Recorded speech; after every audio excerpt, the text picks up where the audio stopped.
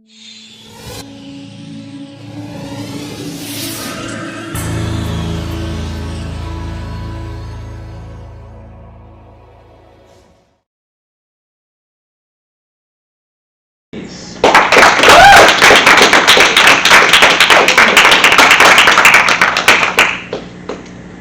I want you guys to think what life after death is like.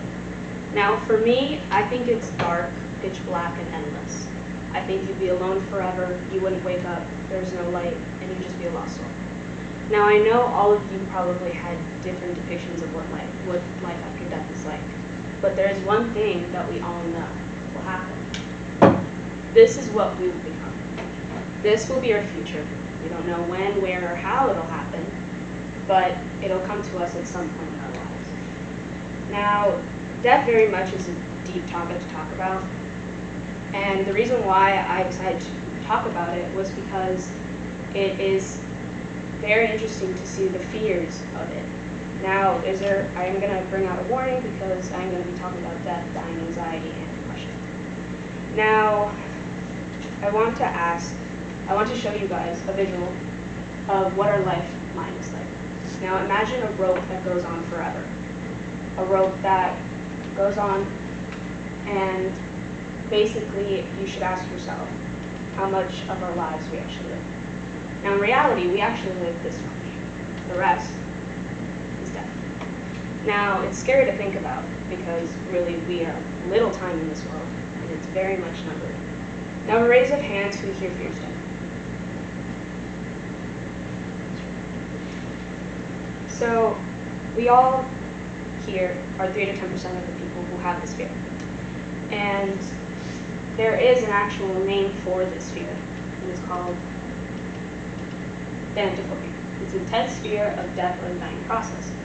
Now, this falls into anxiety disorder, panic disorder, and PTSD. And there are two categories to this fear: fear of death and fear of the dying process. Now, us teenagers and young adults usually lie in fearing of death, while elderly usually fear the dying process. Now, we usually tend to lose this fear up to our 50s, but we are able to manage it around our 60s to 80s. Now, thanatophobia has various connections to it, like fear of pain. Usually this is from people who are very healthy or have health conditions. Fear of the unknown, because nobody knows how death is like, and fear of eternal punishment, being punished by the things that we did or didn't do when we were alive, and fear of loss of control, because all of us would want some sort of control in something that happens to us, but death is something that we can't control. But something that I always thought about was why. Why do we have this fear? Well, there has to be a reason why, because it literally happens to everybody. We can't escape it. Death, again, is natural. It causes evolution, it causes progress in this world to what it is today. And it basically you can't escape it, and you can't avoid it. Now, it seems simple to accept death because fearing it can be harmful. But fearing death isn't all that bad. It can actually help people be cautious. Like when you're riding your car, you wear your seatbelt, or when you're riding your bike, you wear a helmet. At least I think you guys would. Now, most of these things, the reason why it is good is because it causes motivation. It causes people to actually see the little time that they have and try their best to do the most they can in it. And it basically gets them to make their mark in this world and live their life to the fullest with no regrets. But with all this positive stuff, there's also negatives. Again, fears and anxiety. So really anything that can be dangerous can scare people. And if you let this negative thoughts paranoid you, it will cause you a lot of harm. It will not let you live. Now, it will cause you to not leave your homes, to be isolated. It will cause you to waste your life fearing death, and you wouldn't really talk to it about anyone because talking about death isn't really that common. It makes people feel guilty, anxious, depressed, and alone. And fearing death comes to people in many different ways. Some people might have lost someone in their lives, or they come to a near-death experience. But some people don't even need any sort of exposure to death to really have this fear. And it affects people in different ways, and there's a certain amount of fear that these people might have. Again, worrying about death isn't a bad thing, but allowing yourself to obsess over it can consume you, and avoiding the problem can also harm you. Not being able to accept death at some point is difficult to live your life. The reasons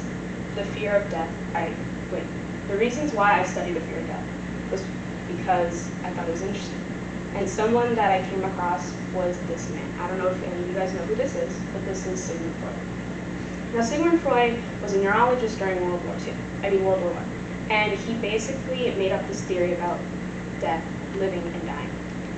It was called Eros and Thanatos theory. Now, this theory is basically categorized under two drives that we have in our lives, and either or will let us basically drive us in our lives.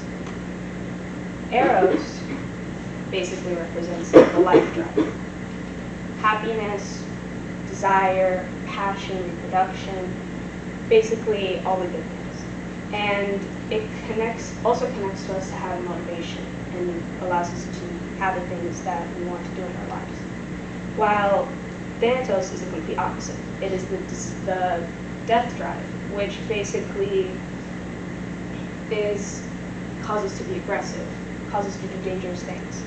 Now, Freud had come up with this because he himself believed that all of us have a deep down desire to die. We all want to die because we don't know what it is, and because of that, we want to know it. We want to understand it, but we can't. And death is unknown, and we all have this drive to find out what it is. This tends to get people to become aggressive and dangerous, like drugs and alcohol. People know it's bad, but we still do it. He also believed that no matter what, we all have this unknowing desire to die. But the reason why we avoid it is because the life of ourselves don't allow us to think about it or really process it. And I wanted to ask you guys, who here has worried about death before this presentation? Well, with the people who didn't raise their hands, you guys tend to avoid it because, in general, our minds avoid death. Now, there is a part of our brains called the amygdala, and basically, it's a part of our brains that shields us for any threats and fears in our lives. And it basically doesn't let us process death. It makes us think that, oh, if it involves someone else, not myself. And it basically makes us come denial to our demise. Now, from Dor Zierman, a neurologist, he said that we cannot rationally deny that we will die, but we will think of it as something that will happen to others. Now, another thing is that we also physically distract ourselves. Buying phones, buying cars, really, we will do anything and everything to distract ourselves from thinking about dying. And also, religion. Religion is a big, it's a main distraction for people. And it allows people to believe in something and have faith. It allows them to have some sort of way to live and follow something. Now, when it comes to accepting your death, it allows us to have some weight off our shoulders. It is a relief, and it allows us to live. We will all come to normalize death at some point in our lives, and we will have to, because if not, we won't be able to actually feel any sort of freedom or happiness. Now, we can enjoy ourselves and our time with others, and we can grow to become fearless and not take anything for granted.